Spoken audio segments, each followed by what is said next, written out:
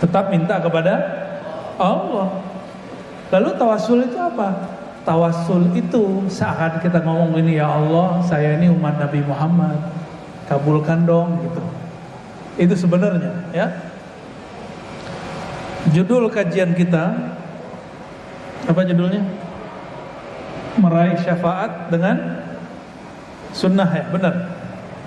Saya buka dengan hadis Imam Bukhari, Abu Daud, At-Tirmizi, An-Nasa'i, Ahmad, dan imam-imam yang lain. Hadisnya sahih. Imam Bukhari dapat hadis ini bukan di kampungnya. Dia belajar keluar Uzbek, bertemu dengan seorang gurunya bernama Ayyash. Ayyash ketemu gurunya namanya Syuaib. Syuaib belajar lagi kepada Ibnul Munkadir. Ibnul Munkadir ketemu sahabat Nabi namanya Jabir. Jabir bin Abdullah pun dapat hadis ini ternyata langsung kepada Rasulullah SAW. Apa kata Sayyidina Jabir? Aku pernah mendengar Nabi bersabda, man qala hina sami'an nida, atau ba'dama sami'an nida, siapa yang membaca setelah mendengarkan nida. Nida itu panggilan azan. Ini semua kita sudah tahu bacaannya, cuma kita kurang mengerti keberkahan dan asrar di dalamnya, rahasia yang ada di dalamnya.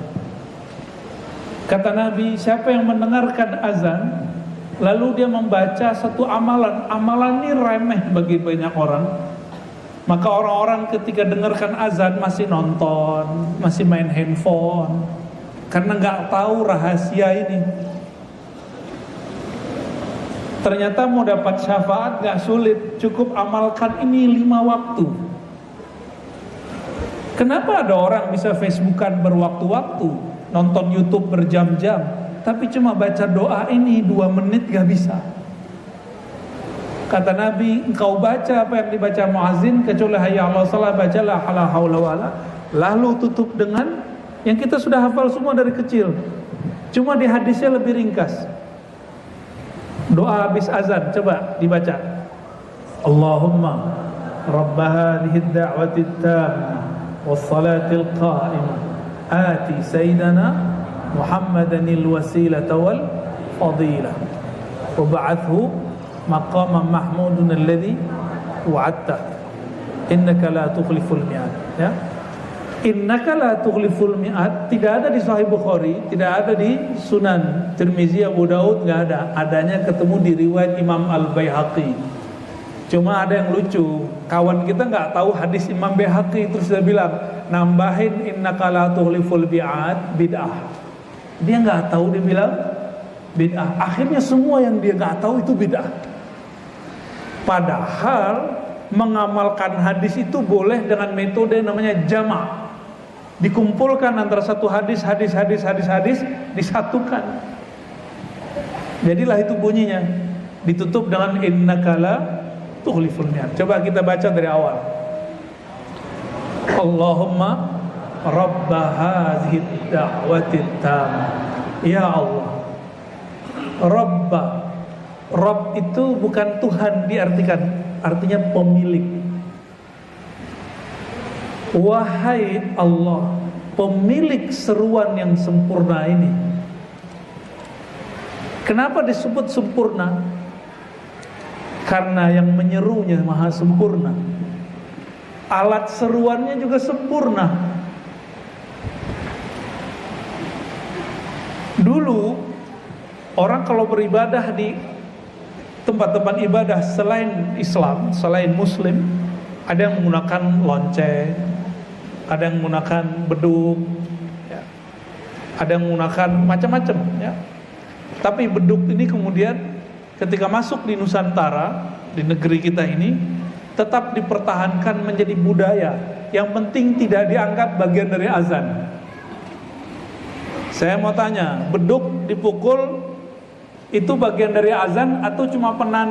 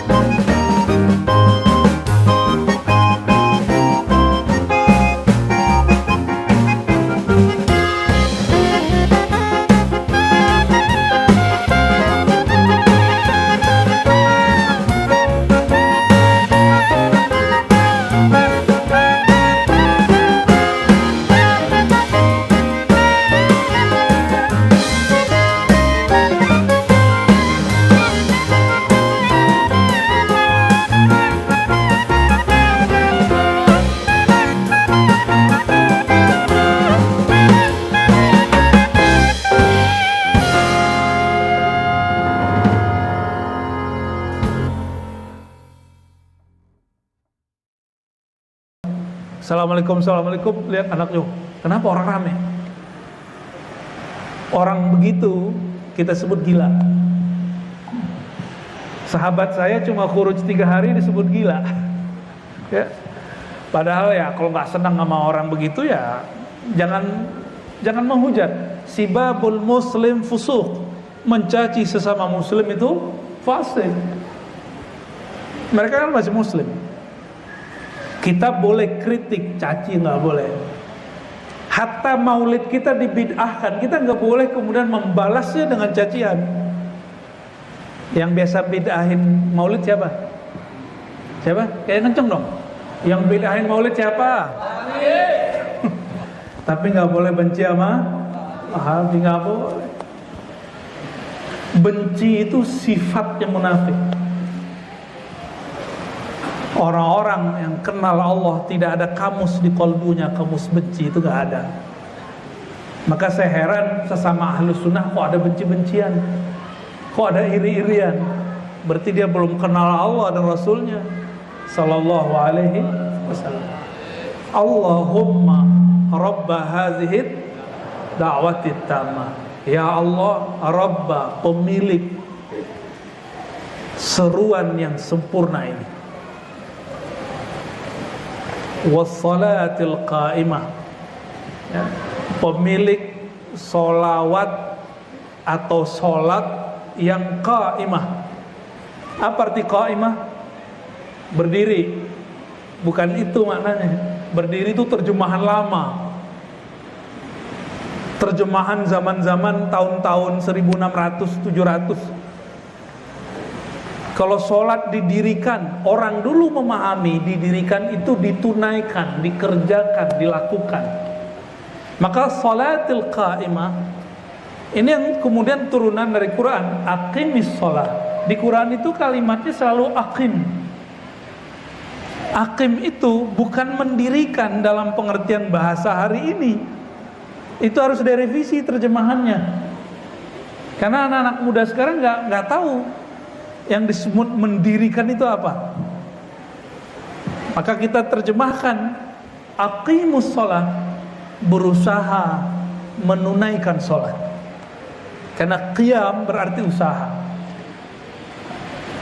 Wassalatil qa'imah, sholat yang ditunaikan. Lafaz berikutnya apa? Ati. Nabi Muhammad tidak menyebutkan di situ ati sayyidana.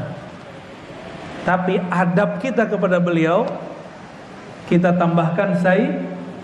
Oh ente bid'ah. Loh cuma anda begitu bid'ah. Hah? Kita nambahin itu ada dalilnya enggak? Ada dalilnya ketika Nabi mengatakan ana sayyidu waladi Adam, aku sayyidnya umat manusia. Gak usah beliau deh. Seorang sahabat namanya Sa'ad bin Mu'az datang. Kata Nabi, kumu li sayyidikum, hadis Bukhari. Berdirilah, hormati sayyid kamu. Dia bukan Habib, bukan. Siapa dia? Dia orang biasa. Tapi dia jadi qadhi di kaumnya. Dia mengadili dengan cara yang adil. Nabi sebut dia sayyid. Ketika Nabi lagi khutbah, cucunya main-main, Sayyidina Al-Hasan, Sayyidina Al-Husain, apa kata beliau? Huma sayyida syababil jannah. Mereka berdua, Hasan Husain, itu sayyid, penghulu pemuda surga. Tenang ibu-ibu, bapak-bapak yang sudah lewat umurnya ya. Muda itu berapa Pak? Muda itu umurnya Sayyidina Isa diangkat. Itu puncaknya muda. Umur berapa Sayyidina Isa diangkat? Umur berapa? 32,5 mau 33. Maka semua orang di sorga itu umurnya sekitar 30-an itu. Jadi kalau kita masuk sorga ntar ya, jadi bapak ibu ini seumuran sama saya semua ntar. Saya udah lebih dikit Pak, lebih dikit banyak. Seumuran semua, itu umur-umur sedang semangat. Kalau orang kerjanya lagi seneng. Jika orang menikah, gairahnya lagi tinggi. Jika ada orang belajar,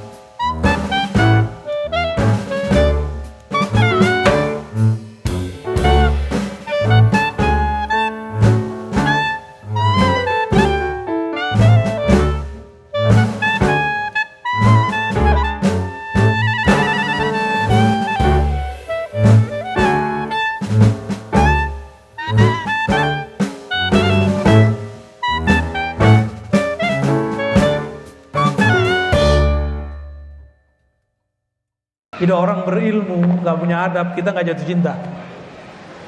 Tapi orang sedikit ilmu, adabnya tinggi, sebenarnya itulah ilmu. Ya. Jadi ketika disebut ati Muhammadanil wasilata wal fadilah, boleh baca begitu? Boleh. Adabnya gimana? Tambahkan ati sayyidana. Tanda kita mentakzim baginda Nabi Muhammad sallallahu alaihi wasallam. Di situ ada kalimat, ya Allah, ati, berikanlah, datangkanlah Sayyidina Muhammad, kepada Tuhan kami, junjungan kami Nabi Muhammad, al-wasilata, wasilah. Apa arti wasilah? Kita mau dekat seseorang nggak mungkin, tapi harus lewat orang ring satunya, ring duanya. Orang-orang ini disebut dengan wasilah. Ini cuma analog, Allah Maha Suci dari itu semua. Kan kawan kita ngomong, ngapain perlu tawassul? Langsung saja kepada Allah. Allah kan Maha dekat. Benar gak Allah Maha dekat? Allah Maha dekat. Tapi situ dekat gak sama Allah? Allah Maha dekat. Ya, kita dekat gak sama Allah? Benar Allah dekat, tapi terasa gak? Karena kita tidak merasakan kedekatan itu, kita perlu orang-orang dekat untuk menumbuhkan rasa dekat itu. Jadi wasilah itu gunanya supaya kita merasakan apa yang dia rasakan. Itu manfaat tawassul. Itu manfaat tawassul. Dalam hadis yang lain disebutkan ada dua versi. Di hadis Ibnu Hibban kata Nabi, setelah ba'atsani Allah, Allah membangkitkan aku hari kiamat, kasani hullatan khadra, Allah memakaikan kepadaku baju-baju, pakaian-pakaian yang hijau untuk menghadap beliau. Itu baru satu bab. Di riwayat yang lain, apa yang disebut al-wasilah? Al-wasilah itu ketika Allah SWT meletakkan makom Nabi di atas semua para nabi. Disebutkan dalam hadis, ajlasa Muhammadan, Allah mendudukkan, meletakkan Sayyidina Muhammad di atas puncaknya Aras. Saya mau tanya, ini pernah saya tanyakan di mana-mana, lebih mulia Nabi Muhammad atau Arash?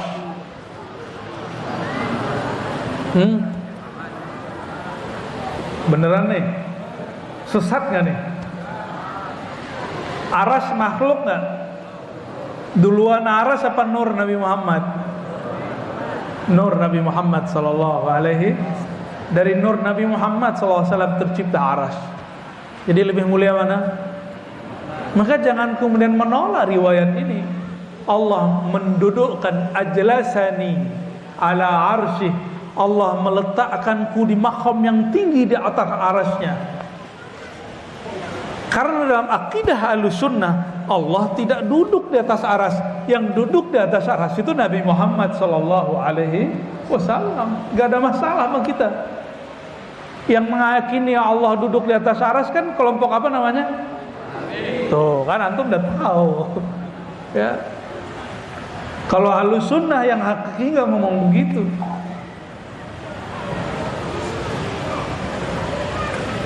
Jadi wasilah itu apa? Pakaian indah Nabi Muhammad SAW, dan beliau diletakkan di tempat tertinggi di arasnya. Oh, berarti aras itu tempat duduknya baginda Nabi Muhammad sallallahu alaihi wasallam. Aras itu juga Baitullah. Saya menyebutnya Baitur Rahman berdasarkan ayat Ar-Rahmanu 'alal 'arsyis tawa. Allah yang Maha Rahman istawa, meratakan kasih sayangnya di atas aras. Yang disebut kasih sayang siapa? Wa ma arsalnaka illa rahmatan lil alamin. Tidaklah kami utus engkau kecuali engkaulah sebagai rahmat. Jadi kalau Nabi sudah duduk di atas aras, maka rahmat Allah diberikan. Itu namanya syafaat. Nah, kita lanjut doanya. Ati sayyidana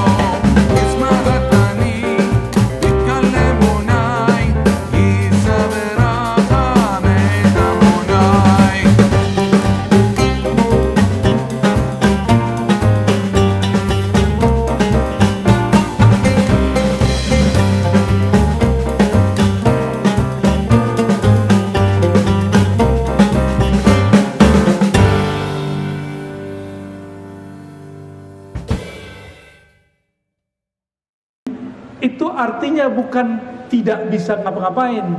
Ummi itu ya-nya ya nisbat. Oleh ulama-ulama ahlul haqaid diartikan al-ummi artinya induk.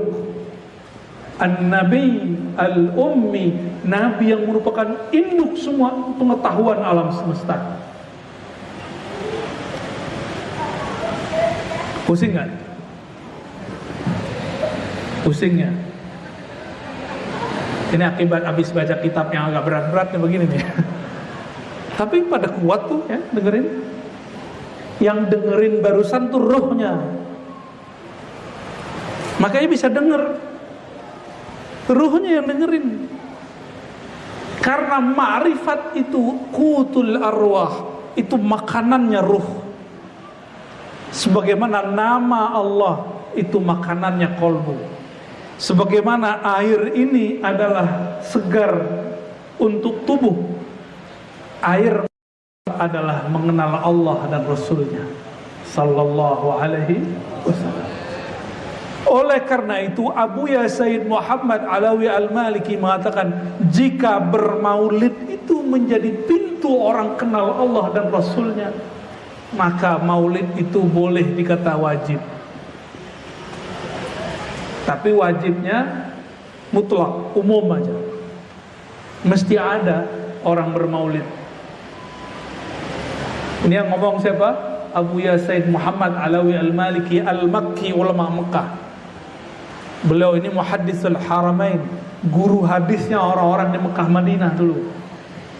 Tahun 80-an gak dibolehin sama kelompok siapa tadi namanya? Itu dilarang ngajar di Mekah. Jadi tahun 80-an adalah akhir daripada ulama Ahlus Sunnah bebas mengajar di sana. Sebelum-sebelumnya masih banyak yang ngajar.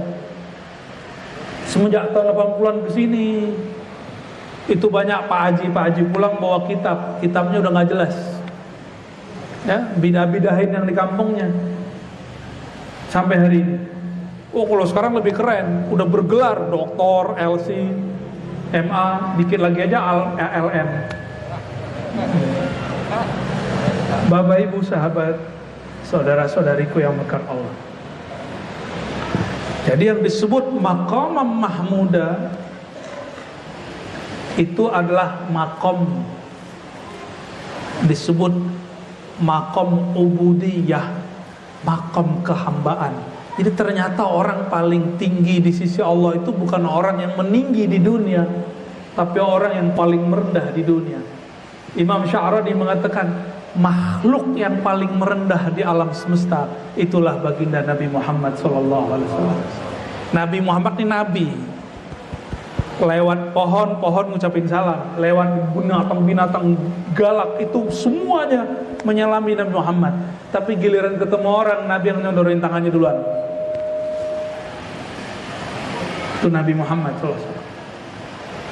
Kalau salaman nggak mau narik duluan, dibiarkan mereka selesai, mereka tarik. Tapi itu kan Nabi Muhammad SAW, ya. Bukan kita. Guru-guru hari ini, kiai-kiai hari ini, mereka merasa dirinya nggak pantas, apalagi saya. Tangan, kita mah gimana? Udah capek gini-gini Pak, dibiarin aja udah. Dibiarin aja dulu mah kita gini-gini. Malah orang yang cium tangan kita bidahin dulu. Bapak Ibu sahabat saudara makan Allah, maqam mahmudatnya Nabi itu makan kehambaan. Maka siapa saja yang ingin makomnya tinggi, jadilah hamba Allah Subhanahu wa ta'ala. Nah, menjadi hamba itu pintunya al-asmaul husna. Gak usah tinggi-tinggi dulu, ambil ar-Rahman ar-Rahim. Mau jadi wali Allah gak Pak? Ibu mau? Wali itu kekasih, bukan orang keramat, bukan orang keramat belum tentu, baru sisa keramat bukan wali Allah. Ya, orang yang disebut wali, orang yang di kolbunya ada bersinar satu nama Allah saja, itu dia wali Allah. Satu aja nama Allah. Gimana kalau 2 nama, 3 nama, ada 99 nama Allah, jika bersinar di kolbunya, sempurna ma'rifat namanya. Ciri-ciri orang yang di kolbunya ada Rahman, Nur Rahmaniyah. Apa ciri-cirinya? Dia menyayangi semua makhluk. Saya malu jalan-jalan di suatu tempat, banyak orang mata sipit Pak di situ. Banyak juga yang mata nggak sipit di situ. Ada kucing lewat, itu yang ngasih makan, bukan yang muslim. Muslim lagi ini apa di kucing jijik. Yang ngasih makan nggak berjilbab, matanya sipit, bajunya nggak tahu agak kurang dikit ya.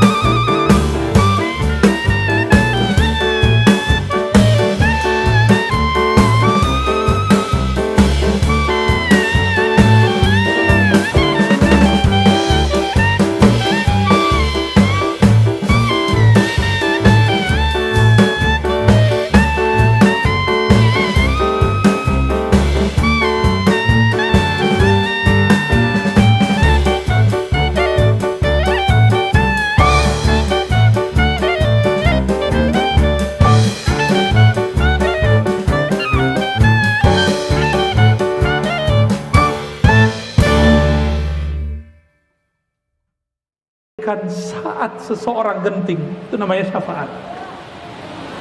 Dan yang paling genting itu kapan? Sakaratul maut, di alam barzakh, lalu ketika bangkit dari alam kubur, itu disebut dengan hari-hari genting. Itu Nabi kasih syafaat.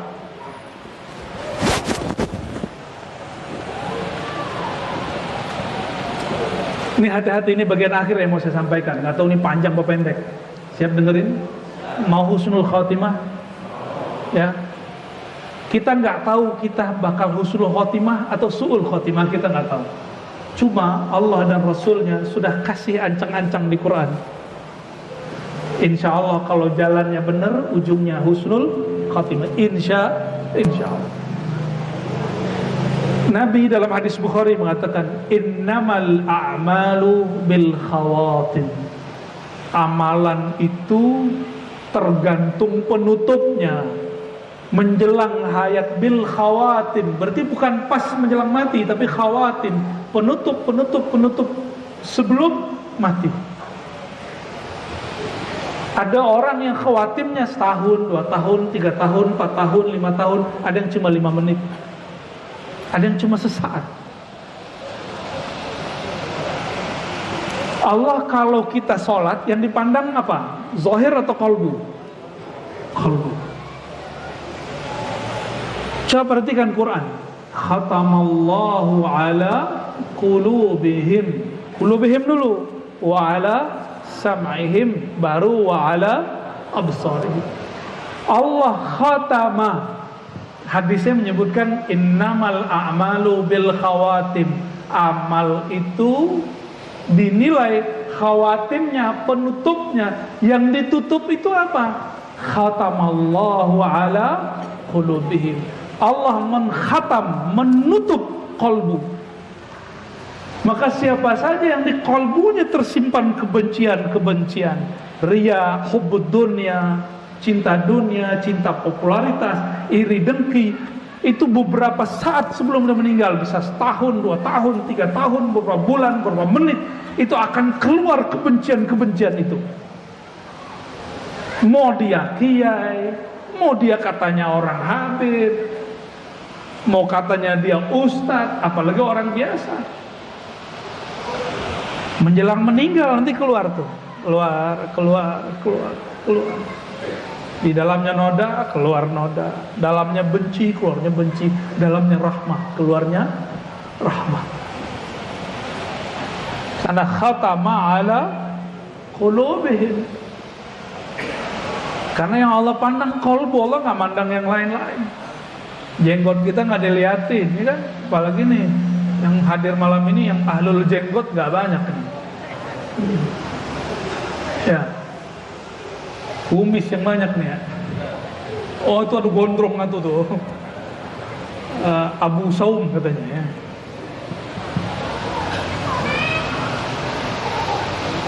Innamal a'malu bil khawatim. Itu lafaznya pakai innama. Innama dalam bahasa Arab itu berarti hanya. Hanyalah Allah nilai kamu berdasarkan khawatim. Khawatim itu ma khutima ala qalbi. Dengan apa Allah menutupnya. Orang-orang munafik Allah khatama kepada kolbunya, sama basarnya dengan ghisyawah. Beda dengan orang-orang mukmin. Khatama ala qulubihim, bukan ghisyawah, birrahmah. Ghisyawah, tutupan kebencian, tutupan riya. Jadi mohon maaf Bapak Ibu, saudara-saudariku, kalau masih ada aja iri dengki sama teman sedikit saja, itu Allah akan munculkan sebelum meninggal. Nggak boleh sama sekali. Iri dengki itu nggak boleh. Oh saya amar ma'ruf nahi mungkar. Bedakan amar ma'ruf nahi mungkar dengan menyebar kebencian, dengan menghina seseorang. Maka dalam hadis Nabi itu dikatakan, cukuplah seseorang itu disebut jahat, ayah taqira akhahul muslim, dia menghina sesama muslim. Apakah sebabnya karena paham yang berbeda, politik yang berbeda, mazhab yang berbeda, penafsiran yang berbeda? Sudah mulai banyak hari ini orang-orang yang jahat. Nabi ngomong apa? Cukup orang jahat itu ciri-cirinya apa? Ayyahtaqira akhahul muslim, dia merendahkan, menghina sesama muslim. Nggak pernah ketemu tapi menuduh, nggak mau tabayun. Ini hati-hati.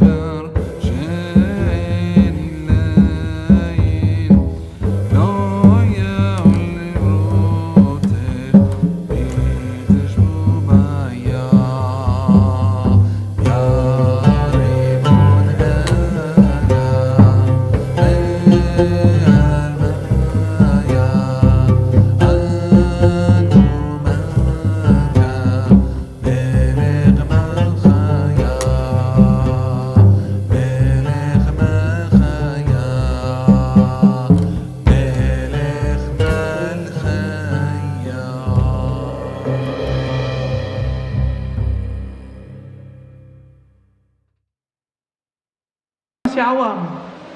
Istighfarnya hanya dari dosa fisik. Orang begini ini rentan merasa sok suci.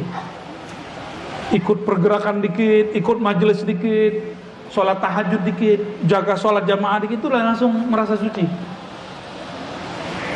Kalau Allah sayang sama dia, maka Allah akan jebloskan dia ke bab syahwat, bab maksiat, supaya dia merasa hina, nanti dia tobat.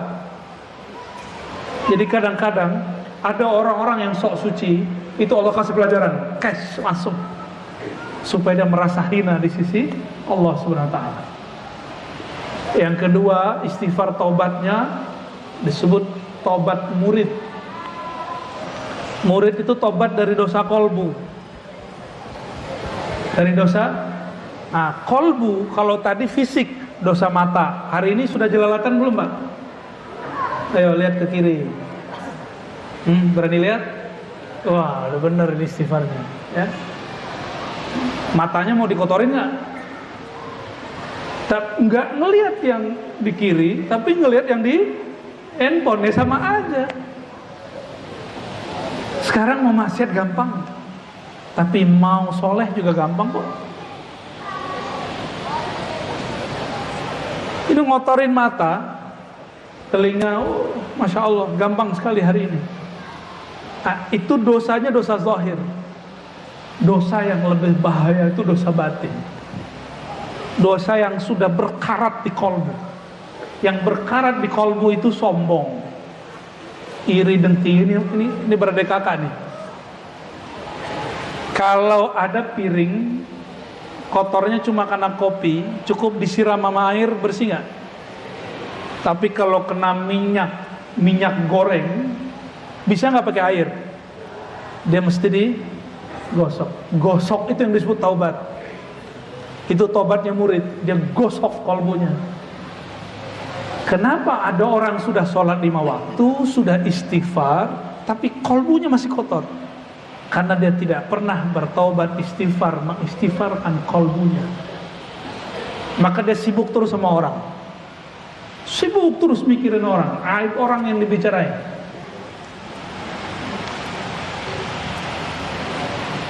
Dan yang terakhir, ini yang paling tinggi. Yang paling tinggi nih, taubat dari merasa taubat. Nah, ini gawat. Maksudnya apa tuh? Merasa taubat aja itu bahaya.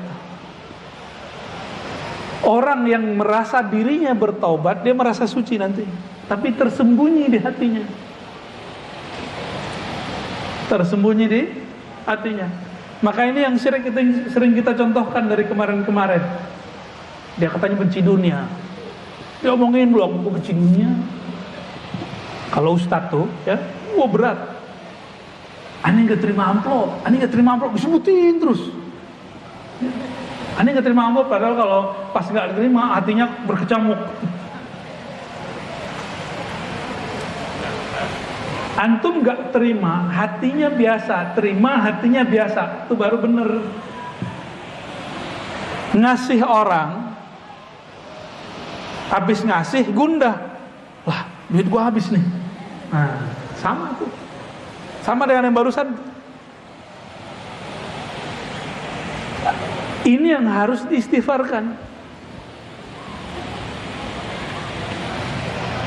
Ini pertanyaan umroh, sholatnya khusyuk nggak? Sholatnya khusyuk nggak? Sholatnya khusyuk apa kusut? Udah diistighfarin belum sholatnya? Itu level 3. Mengistighfarkan ibadah yang kita persembahkan kepada Allah. Udah pernah belum istighfarin sholat? Nggak pernah, makanya nggak diterima-terima sama Allah. Ya, mau diterima, istighfar itu memohon diampuni. Ya Allah, ini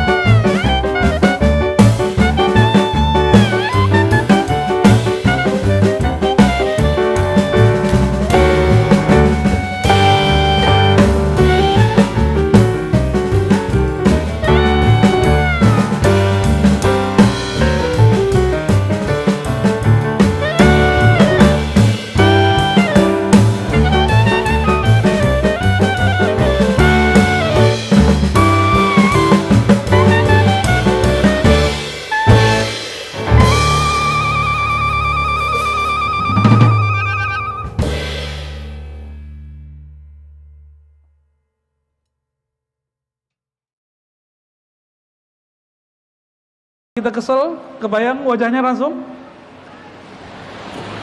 Sebelum tidur, mau jadi ahli surga?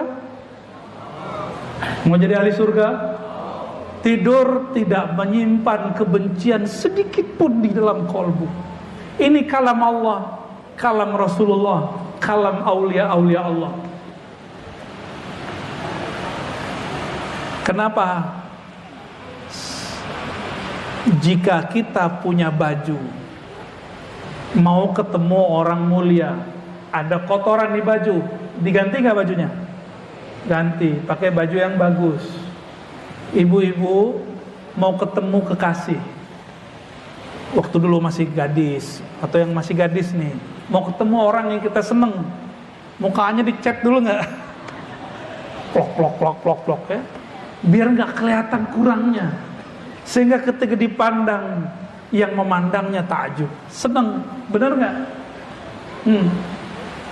Kalau makhluk mau melihat muka ini, itu bagus-bagus sih. Allah itu gak perlu diundang. Setiap detik, bahkan detik itu dibagi-bagi-bagi. Itu pandang Allah tidak pernah berhenti ke dalam kalbu. Udah pernah bedakin kalbu belum? Ini baru terakhir beneran nih, kalau tadi penutup. Ibu-ibu nih, bapak-bapak nggak tahu. Sebelum bedakin muka, yang kotor dibersihin dulu atau langsung? Beneran. Namanya apa, Bu? Ada istilahnya nggak, dibersihin apa? Hah? Cleansing gitu ya. Waduh, kirain cilincing. Jadi muka ini kita sudah terapkan di dunia. Ini berminyak, bersihin dulu minyaknya. Atau dulu sebelumnya ada apa gitu, dibersihin dulu, baru dipakein bedak. Kalau dipaksain mukanya berminyak, terus kasih bedak, kejadiannya apa? Bikin enek. Sama, inilah yang terjadi pada orang-orang yang semangat beragama, orang baru hijrah, baru ngaji, tapi tidak membersihkan kalbunya. Ilmunya nambah, tapi jerawat kalbunya gak bisa dibohongin. Bikin enek. Dia beragama tapi bikin buruk agamanya. Dia katanya membela agama, tapi justru dia sedang menghina agamanya. Ini yang terjadi pada orang yang masuk ke ranah keagamaan, tapi inti agama bersihin kalbu dia tidak lakukan. Itu sebabnya Nabi itu kalau ada orang baru masuk Islam, disuruh mandi, lalu disuruh sholat. Itu sholat apa? Sekarang ulama kita sebut mandinya mandi tobat, sholatnya sholat tobat. Namanya belakangan muncul, dulu gak muncul istilah ini. Itu rahasianya ya. Orang non muslim masuk Islam, berarti dia gak mandi wajib toh selama ini. Kalau dia kemudian syahadat, hitungannya masih junub, Nabi suruh dia mandi wajib. Itu hitungannya mandi taubat. Baru kemudian diajarkan ilmu ini, ilmu itu, dan lain sebagainya. Bapak ibu saudara makan Allah, inilah lebih kurang yang bisa saya sampaikan. Kesimpulannya sederhana: jika ingin dapat syafaat hidup di dunia, husnul khotimah, bisa jawab di dalam barzakh, dan dapat syafaat uzma nanti di hari kiamat, baca doa yang sederhana ini ya, berdoa setelah azan. Dan yang kedua, jangan hanya istighfar yang zahir, mulai istighfar, bahkan mengistighfarkan ibadah dan sholat-sholat kita semua. Semoga Allah merahmati kita semua. Allahumma ya Rahman, ya Rahim, ya Karim, ya Azim, salli ala nabiyina Muhammad. Ya Allah yang maha pengasih, yang maha penyayang, limpahkanlah kasih sayang-Mu kepada Nabi yang penuh dengan kasih sayang, sehingga kasih sayang nurnya mengalir ke dalam diri kami. Ya Allah, qulubuna fihi zulumat, qulubuna fihi munqarat, qulubuna fihi ma'siyah. Ya Rabb, ya Allah, di dalam kalbu kami ada kemaksiatan, ada kegelapan kebencian, kegelapan maksiat, ada kegelapan yang kami tidak sadari. Gelapnya rasa sombong, gelapnya merasa suci, gelapnya iri dengki, gelapnya ria ya Allah di kalbu ini ya Allah.